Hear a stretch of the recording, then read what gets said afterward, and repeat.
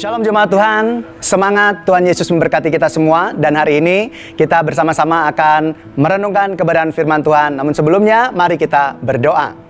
Bapa, dikuduskanlah namamu, datanglah kerajaanmu, jadilah kehendak-mu di bumi seperti dalam kerajaan surga. Hari ini Tuhan, kami mengucap syukur kalau kami boleh bersama-sama merenungkan kebenaran firman Tuhan untuk kami senantiasa hidup kami seturut dengan kehendak Tuhan. Berkati kami Bapa, untuk kami senantiasa ada dalam kebenaran-Mu. Tuntun kami untuk kami hidup tidak menyimpang dari kebenaran yang Tuhan inginkan dalam hidup kami. Terima kasih Bapa, di dalam nama Bapa, Putra, dan Roh Kudus. Dalam nama Yesus kami berdoa, haleluya, amin. Ya, jemaat Tuhan semuanya, hari ini saya mau menyampaikan firman Tuhan dengan tema perilaku-perilaku yang bodoh.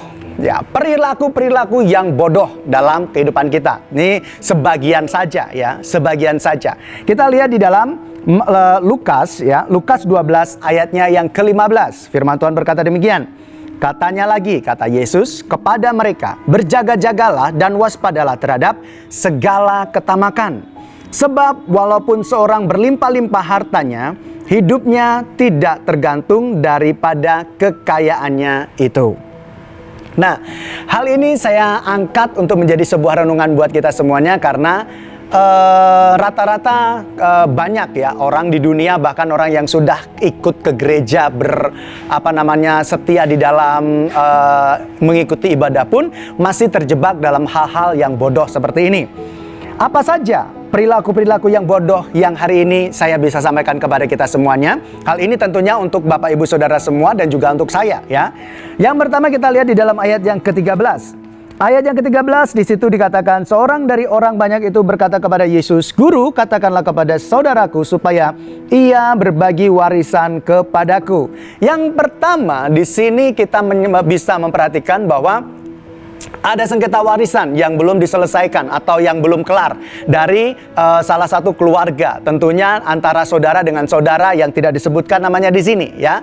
Dia merasa bahwa harta warisan dari orang tuanya itu dikuasai oleh saudaranya ya. Tetapi di sini dia melihat bahwa Yesus itu adalah guru yang agung, yang bijak, penuh kuasa dan sebagainya. Nah, untuk mendapatkan harta warisan, dia berpikir bahwa wah, Yesus ini kan adalah orang yang kuat, orang yang hebat. Maka dia mencari pertolongan dari Tuhan Yesus. Lalu kemudian dia mengajukan permohonan supaya dia menegur ya, Yesus menegur kepada saudaranya untuk berbagi warisan. Nah, hal inilah yang saya mau sampaikan kepada kita, bahwa ini adalah satu perilaku yang bodoh. Karena apa? Karena hanya karena warisan saja kita itu bisa bersengketa atau bermasalah dengan saudara-saudara kita. Betul? Berapa banyak kalau kita temukan di dalam dunia ini, saudara dengan saudara akhirnya saling bermusuhan, tidak mau bercakap lagi karena soal warisan. Berapa banyak yang ternyata saudara dengan saudara akhirnya saling mencelakai karena apa? Soal warisan. Dan di sini Yesus di ayat 15 berkata bahwa berjaga-jagalah dan waspadalah terhadap segala ketamakan. Nah, yang pertama, hal yang bodoh yang bisa terjadi dalam setiap kehidupan kita adalah berkaitan dengan warisan atau harta. Dan di sini Yesus sudah mengingatkan kepada kita kalau kita belajar ya, untuk kita senantiasa waspada. Lalu kemudian yang kedua adalah hal ketamakan di ayat yang ke-15 tadi. Dalam hal ketamakan, ini yang dipikiran orang tersebut adalah harta ya.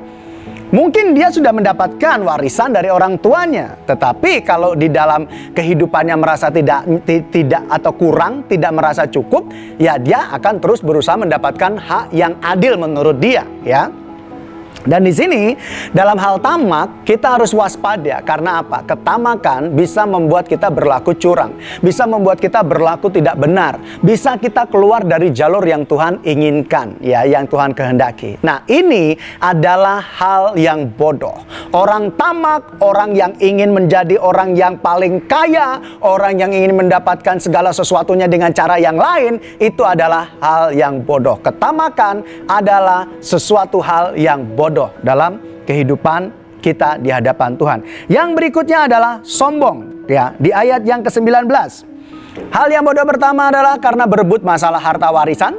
Yang kedua adalah ketamakan, dan yang ketiga itu adalah ayat 19. Sesudah itu aku akan berkata kepada jiwaku, jiwaku ada padamu banyak barang tertimbun untuk bertahun-tahun lamanya, beristirahatlah, makanlah, minumlah, dan bersenang-senanglah. Ini kalau kita lihat di ayat 16 ya, dimulai dari ayat 16, menceritakan tentang orang kaya yang bodoh, yang dia mana punya banyak sekali harta, lalu kemudian dia membuat gudang yang besar, menimbun kekayaannya di situ, lalu kemudian berkata, sampai kapanpun saya tidak akan mengalami kekurangan. Karena apa?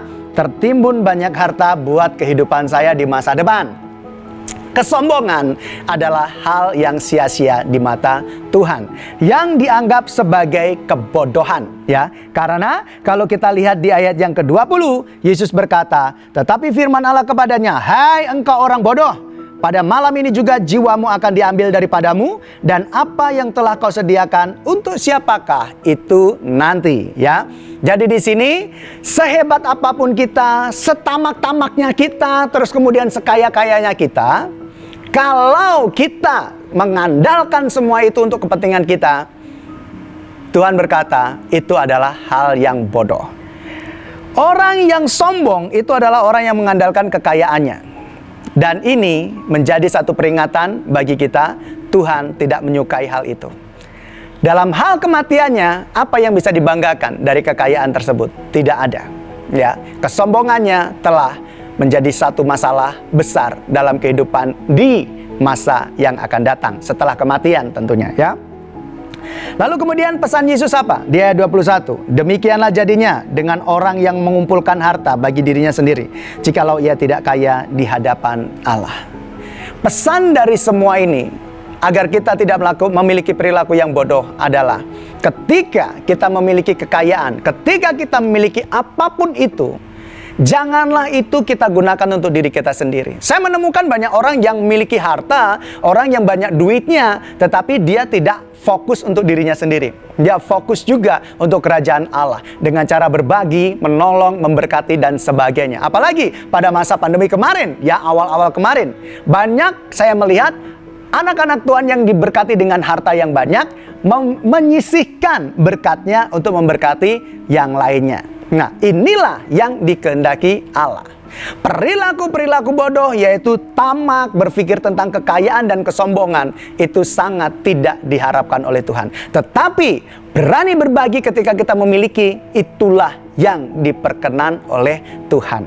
Sekali lagi di ayat 21, demikianlah jadinya dengan orang yang mengumpulkan harta bagi dirinya sendiri, jikalau ia tidak kaya di hadapan Allah. Kaya di hadapan Allah adalah orang yang mau berbagi bagi sesamanya. Semangat, Tuhan Yesus memberkati.